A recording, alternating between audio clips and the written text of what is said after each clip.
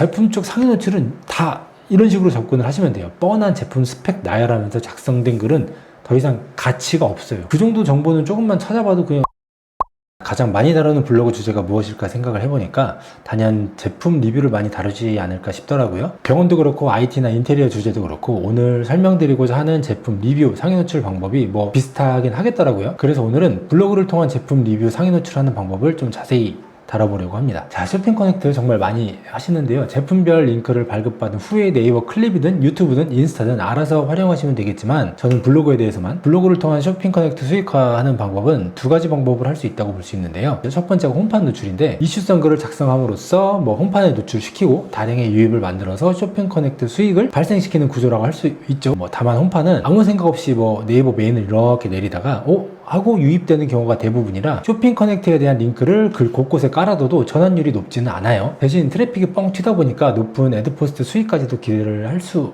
있겠죠. 자, 두 번째는 그냥 상위 노출입니다. 정석이죠, 정석. 특정 키워드를 검색했을 때 검색 결과에 내 글을 노출시키고 사람들을 유입시킨다. 홈판보다는 유입량이 적을 수는 있겠으나 유입된 한 명 한 명이 키워드를 생각해서 검색창에 검색한 후 내 블로그를 콕 집어서 유입된 거기 때문에 아무래도 전환율은 홈판보다는 높을 수가 있죠. 제가 알려드릴 건 이 두 번째, 이전 영상에서도 제가 말씀드렸다시피 더 이상 최적화라는 기준 하나만으로 여기에 노출될 수가 없어요. 글 방향이 맞아야 돼요. 물론 블로그도 특정 주제에 맞게 어느 정도 육성이 되어야겠죠. 자, 빠르게 시작해 보겠습니다. 쇼핑 커넥트 들어가자마자 보이던 게 정수기인데 삼성 얼음 정수기로 검색을 해봤고 이 키워드는 일상 제품 리뷰에 대한 글을 어느 정도 쌓아둔 블로그여야지만 노출이 좀 되는 것처럼 보이더라고요. 블로그부터 하나씩 볼게요.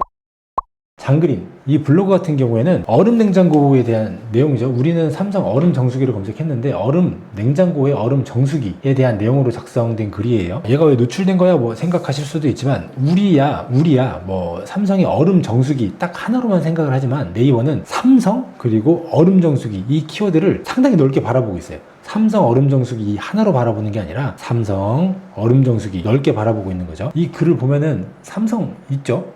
삼성 있고 얼음 정수기도 있어요. 얼음 정수기도. 그런데 냉장고다. 냉장고에 얼음 정수기로 글이 쓰여졌으니 네이버는 이 글이 반가울 수밖에 없어요. 저도 그렇고 많은 분들이 삼성 얼음 정수기로만 생각을 하잖아요. 삼성 냉장고 얼음 정수기 키워드에 어찌됐건 맞으니까 네이버가 수집을 한 거죠. 이렇게 노출 중인 글들과 다른 정보를 제공해주니 노출이 됐다고 볼 수 있어요. 자, 그 다음은 리뷰미 이 블로그인데 리뷰미 블로그 현재 노출 중인 블로그 글 중에서 가장 오래된 글인데 제목이 상당히 길어요. 여기 더 있어요. 온누리 환급도 있고 재빙량, 드립커피, 자가관리, 필터 교체 방법, 장단점, 소음 등 모든 내용을 다루고 있어요. 그렇다 보니까 네이버에서는 이 삼성 얼음 정수기에 대한 모든 정보를 담은 글이다 보니까 노출을 안 시켜줄 이유가 없죠. 그 다음이 일상을 나누는 이 블로그 같은 경우에는 비스포크 얼음 정수기, 코웨이, LG, SK매직 하나, 둘, 셋, 넷 정수기 4개 글에다가 소개를 해서 노출이 된 것도 있겠지만 제가 봤을 때 노출 킥은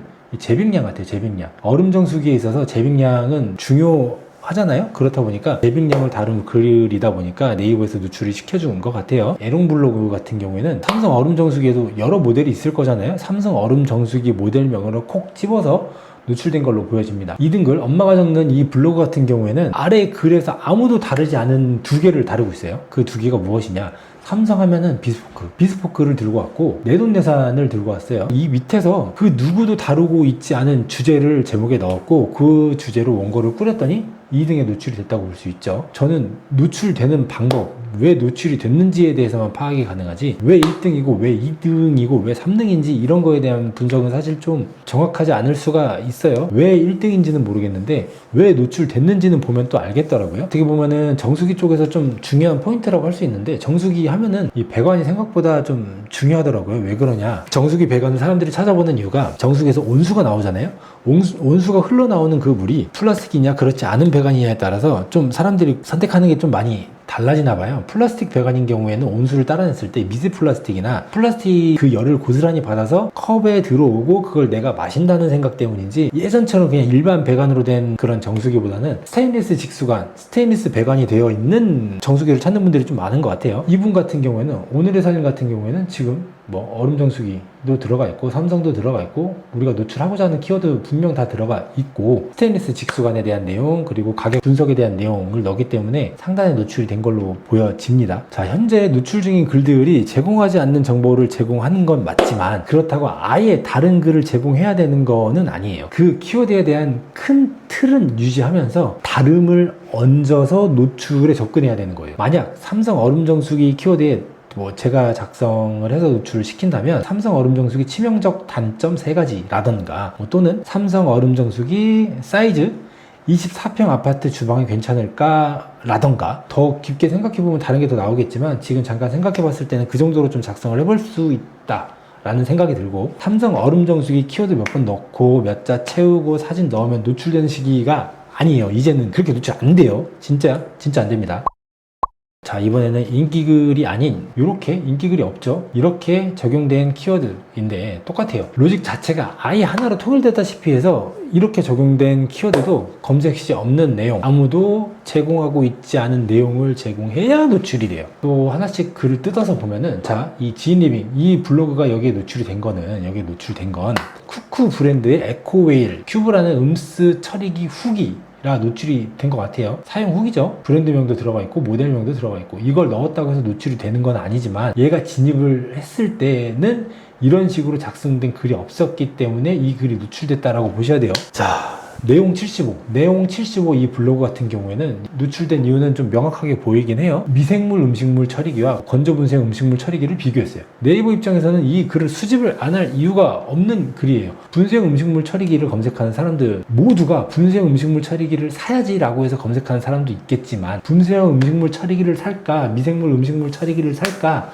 라는 고민을 가진 사람들이 검색하는 경우도 많기 때문에 무언가를 비교한 형태의 글 노출 안 시켜줄 이유가 없죠. 자, 헤이엄 이 블로그 같은 경우에는 AI 음식물 처리기 요즘이 아니라 지금 수년 전부터 AI에 대한 게 가장 핫한 요소죠. AI 음식물 처리기 노출이 안 되면 안 되지. 이런 거 노출이 안 되면 안 돼. 자, 다나와는 건너뛰고 이 다유 블로그는 정말 많은 분들이 사용했던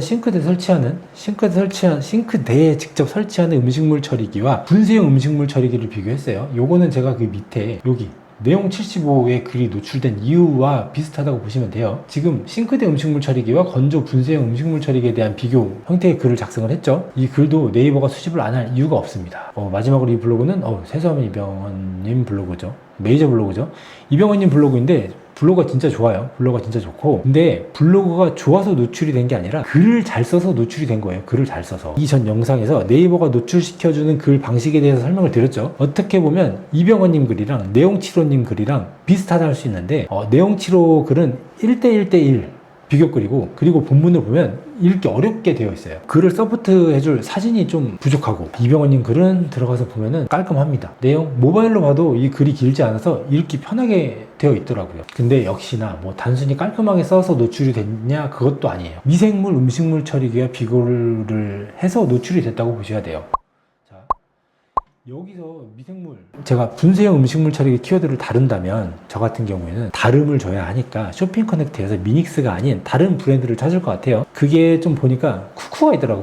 쿠쿠 건조 분쇄형 음식물 처리기 소음 전기세 그리고 단점 이런 식으로 좀 해볼 것 같아요. 소음도 궁금해하는 분들이 분명히 있을 거고 전기세도 걱정되는 분들이 분명히 있을 거예요. 거기에 단점 사실 이 단점을 넣는 이 소스가 사실 좀 치트키 같은 개념이기도 해요. 이 블로그가 쿠쿠라는 브랜드를 다루긴 했는데 쿠쿠를 다뤘다고 해서 내 글이 노출이 안 되는 건 또 아닙니다. 지금 내용님이 미닉스를 넣었는데 이병헌님도 미닉스를 다뤘죠. 그런데도 쿠쿠를 제가 해보려는 건 브랜드가 겹쳐도 문제가 되지 않는다는 거를 여기서 확인을 했잖아요, 우리가.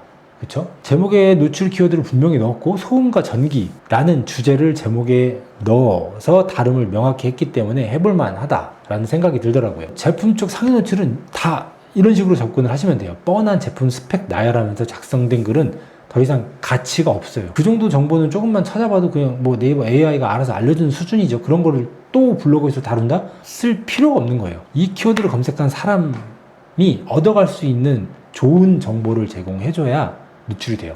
그냥 정보가 아니 현재 노출 중인 글들이 제공하지 않는 정보를 말이죠. 모든 주제가 이런 식이에요. 정말 이게 전부고 이게 방법이고 진짜예요. 근데 제가 좀 하나 걱정이 되는 게 블로그를 어느 정도 하신 분들은 아마 제 이 영상을 보면은 하실 거예요. 분명히 야 진짜 야 왜 이 생각을 못했지? 라고 하실 거예요. 근데 진짜 블로그를 한 지 얼마 안 된 분들은 조금 뭔가 와닿는 게 좀 적을 수도 있어요. 그래서 좀 정말 좀 많이 하신 분들만 광고 대행사나 현재 뭐 정말 뭐 강의를 판매하시는 분들한테만 뭔가 큰 도움이 되는 거 아닌가라는 생각이 좀 걱정이 좀 들긴 해요. 다음 영상 주제는 건강 관련 주제, 상해 노출 방법으로 다뤄보겠습니다. 전문이긴 하죠. 병원 쪽 건강 같이 다뤄보도록 하겠습니다. 블로그 진단이 필요하신 분은 무료로 제가 진단을 해드리고 있으니까 구독 후에 설명란에 링크를 참고해 주시면 되고, 블로그 대행이 필요하신 분도 설명란에 링크를 참고해 주시면 돼요. 참고로